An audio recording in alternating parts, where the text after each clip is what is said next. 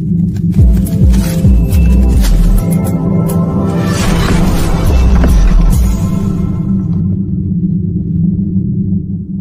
dostlarım, hepinize merhaba. Öncelikle hepinizin mübarek Kurban Bayramı'nı kutlar, hayırlara vesile olmasını dilerim. Evet, bu videomuzda sizlerle birlikte altın ve gram altına değineceğiz. 100 yılın en büyük yalanı olan altın ve gümüş düşecek. Bunu sizlerle birlikte burada inceleyeceğiz sevgili dostlarım. Ve altın ve gümüşün ilerleyen günlerde neden çok sert bir şekilde yukarı yönlü yükseliş hareketini devam ettirebilecek olacağını burada sizlere anlatmaya çalışacağım. Öncelikle teknik analizimize geçmeden önce dünya genelinde tam 35 bin ton altın miktarının olduğu ve bunun %57,5 civarındaki tutarın da arkadaşlar Avrupa ve Amerika tarafında bulunduğunu unutmamanızda fayda var arkadaşlar.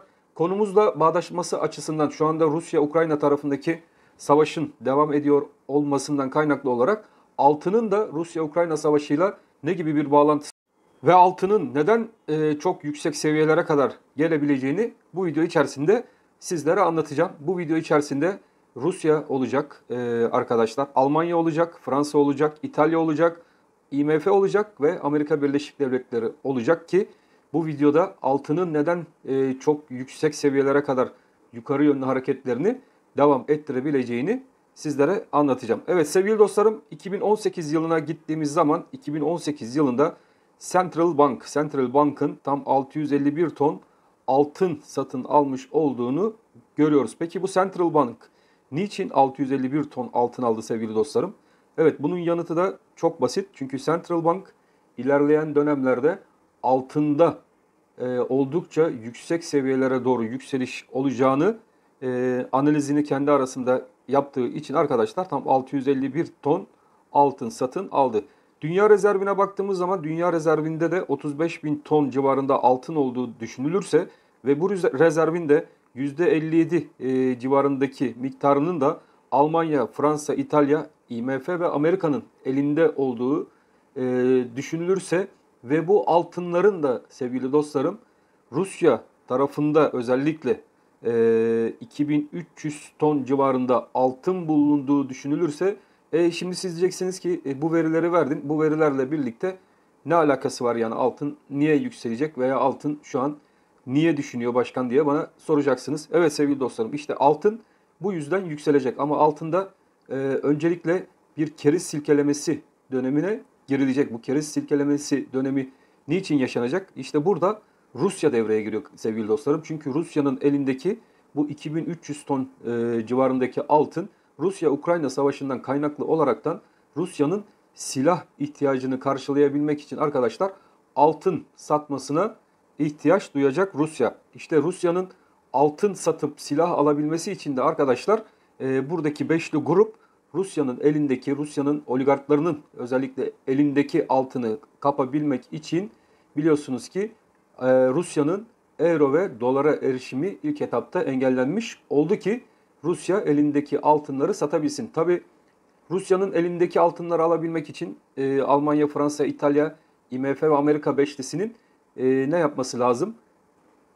Altın fiyatlarını aşağıya yönlü silkelemesi lazım ki bu arada sattıkları fiyatlardan, silah fiyatlarından 2 kat daha fazla kar edebilsinler. Geçmiş dönemlere baktığımız zaman bu savaş dönemlerinde altının özellikle aşağı yönlü hareketlerinin görüldüğü, beklentilerin tam tersine savaş zamanlarında altının yükseldiğiyle ilgili beklentilerinde boş olduğunu görüyoruz. Fakat şimdi burada gene bir oyun dönüyor ve bu oyun içerisinde bizler diyoruz ki enflasyonist bu kadar dünya genelinde enflasyonda yukarı yönlü hareketler yaşanıyor olmasına karşın altın tarafında niçin aşağı yönlü, özellikle ons tarafında aşağı yönlü hareketler bizler izliyoruz. Yani ne gibi bir terslik var?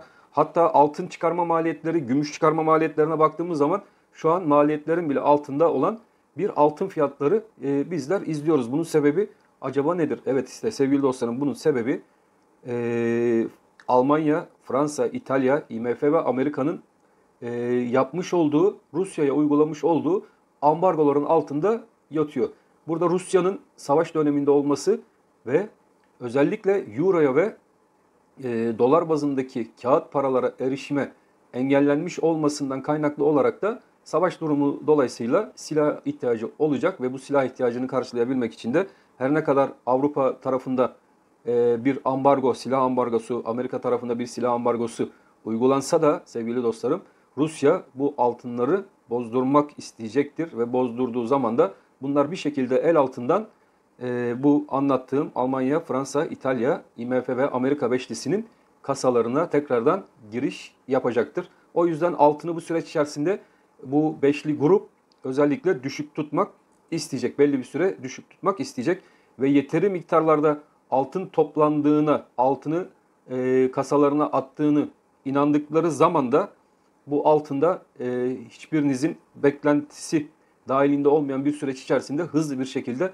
altında ve gümüş tarafında sizlerle birlikte yukarı yönlü hareketler izleyeceğiz. Geçmişte baktığımız zaman altın fiyatlarıyla ilgili ev ve altın arasındaki yükseliş oranlarına baktığımız zaman savaş zamanlarındaki altının yükseliş miktarı ile evin yükseliş maliyetleri, evin yükseliş maliyetlerinin kazancı daha yüksek olmasına rağmen altının gene düşük kaldığı, fakat burada önemli detay, savaş sonrası arkadaşlar, savaş sonrası altın fiyatlarının bir ev fiyatının tam 19 katına varacak miktarlarda para kazandırmış olmasından kaynaklı olaraktan bu Central Bank da 2018 yılında arkadaşlar bu 651 ton altını boşa toplamış olamaz.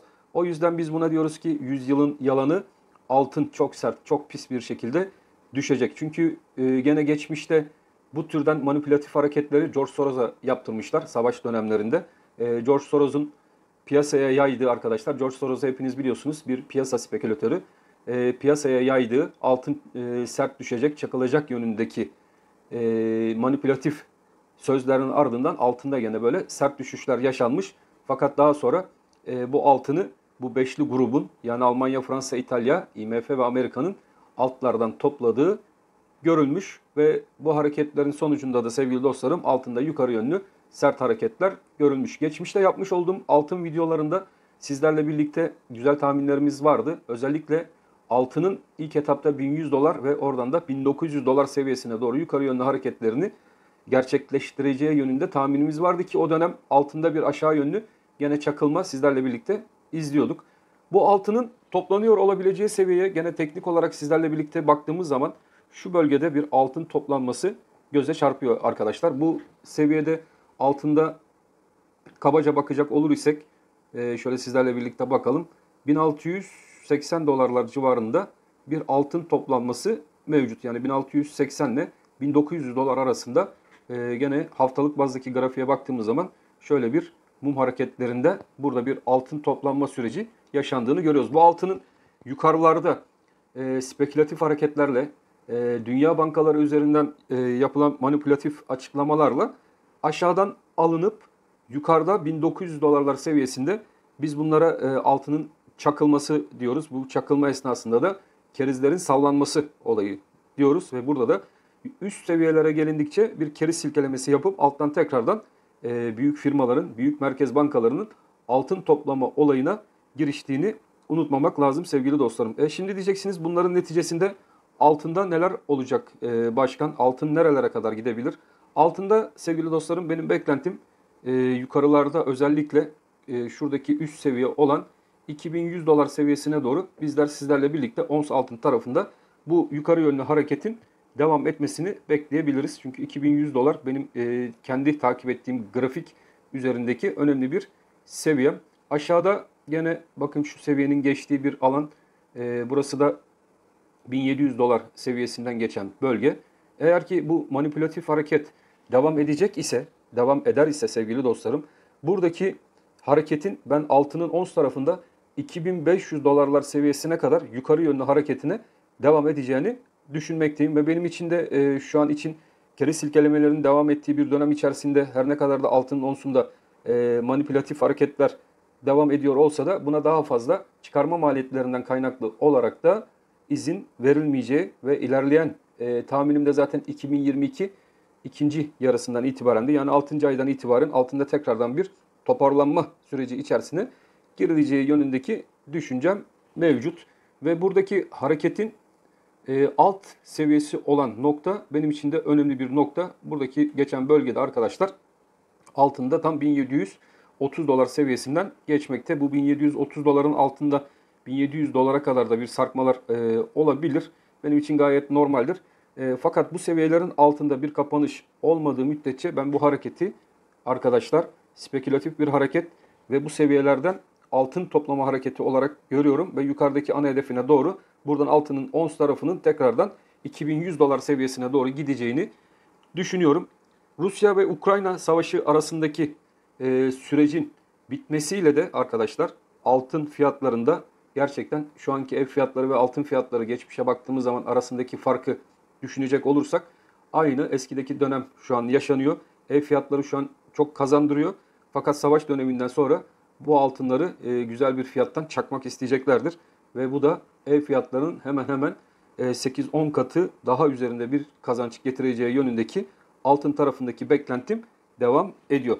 Gram altın tarafına da hemen bakalım. Ön açıklamalarımızı yaptık. Şimdi gram altında orada beklentilerimiz neler? Onlara da sizlerle birlikte bir bakalım. Gram altın yatırımcıları için de sevgili dostlarım burada Fed'in yapmış olduğu hareketler çok önemli. Fed'in yapmış olacağı faiz hareketleri altını şu an her ne kadar da baskılamak amaçlı kullanılsa da enflasyonist baskının yeteri kadar düşmediği görülmekte. Bu da bizler için altındaki temel analizimizde yukarı yönlü hareketin hala da geçerliliğini koruduğunun bir belirtisi olarak görülüyor. Yaz ayları içerisinde petrol fiyatlarında özellikle aşağı yönlü arzın düşük olmasından kaynaklı olarak bir miktar aşağı yönlü geri çekilmeler yaşanabilir. Fakat enerji ihtiyacının oldukça fazla olacağı Eylül dönemi içerisine girdiğimiz zaman altın fiyatlarında gene petrol fiyatlarına bağlı olaraktan yukarı yönlü hareketler izleyeceğiz. Dolar kuru ülkemizde o aralıkta 18 ile 20 lira fiyatları arasında olacağı düşünülür. Bu arada da altının ons tarafında 2000 dolarlar seviyesi üzerine doğru bir hareket başlar ise gram altında da ilk etapta bir 1500 TL civarına doğru 2022 yıl sonu itibariyle beklentim hala da mevcut sevgili dostlarım. Buradaki ana hedef bölgelerim değişmiş değil. Kısa bazda günlükte gram altının kapanışlarına baktığımız zaman hala da olumsuz seyrin devam ettiği, bizler için olumlu seyrin başlayabilmesi için gram altında 986 Türk Lirası üzerinde kapanışlar görmemiz şart. Buradaki kapanışları sizlerle birlikte hala da takip edeceğiz. 985 seviyesi üzerine attığımız zaman tekrardan altında bir yukarı yönlü hareketin tekrardan 1021 ve 1043, 1060 Türk Lirası seviyelerine doğru yukarı yönlü hareketlerini bekleyebiliriz. Ons altında da gene 1732 seviyelerindeki süreç bir dip süreci olarak yakından takip ediyoruz. Gram altında da 950 TL'leri bir dip süreci olarak takip ediyoruz sevgili dostlarım. Bunlar bizim için önemli olacak. Haftalık bazda gram altın tarafına baktığımız zaman gene 967 TL'lik kapanışın olumsuz bir kapanış olduğu. Fakat burada da haftalıkta bizlerin gene 985 TL civarı üzerinde kapanış yapmamız hareketin tekrardan yukarı yönlü evrilmesi anlamı taşıyacaktır. Bu hafta önemli olacak. Sizlerle birlikte dikkatli bir şekilde takip edeceğiz. Aylık bazda bizler için 960-950 aralığı önemli bir aralık. Bu aralık üzerinde kalındıkça da arkadaşlar altının gram tarafı hala da 1060 Türk Lirası yani kısadaki 1060 Türk Lira civarındaki hedefini de yitirmiş değil. En önemli buradaki trend bölgesindeki destek bölgesi ise aylıktaki 950 TL civarından geçen alan olacak. Bu alan aşağı yönlü kırılmadığı müddetçe gram altında da panik yapmaya gerek yok. Hala da trend değişmiş değil çünkü uzun vadeci arkadaşlar 950 Türk Lirasına gram altında hala dikkat etsinler. Burası yükselişin devamı için geçerli olacak bir süreç. Bu süreci de sizlerle birlikte takip edeceğiz. Evet sevgili dostlarım sizlerle birlikte altın tarafını da geniş bir şekilde bayram olması nedeniyle burada değerlendirdik. Önemli notlarınızı alın. Altında yükseliş şu an itibariyle keriz silkelemeleri şeklinde devam etse de ilerleyen dönemlerde ben altındaki yükseliş sürecinin hala daha devam edeceğini ve altında daha yükselişlerin bitmediğini düşünen taraftayım. Söylediklerimiz kesinlikle yatırım tavsiyesi olarak algılanmasın. Buradaki paylaşımlar sadece bizim kendi kişisel öngörüşlerimizdir. Siz de kendi kişisel öngörüşlerinizle birlikte bunların analizini yaparsanız daha kazançlı bir süreç içerisinde olursunuz diye düşünmekteyim. Ben hepinizi çok seviyorum. Tekrardan hepinize ailelerinizle birlikte mutlu bir Kurban Bayramı dileklerimi ileterekten Allah'a emanet olun diyorum. Hoşça kalın.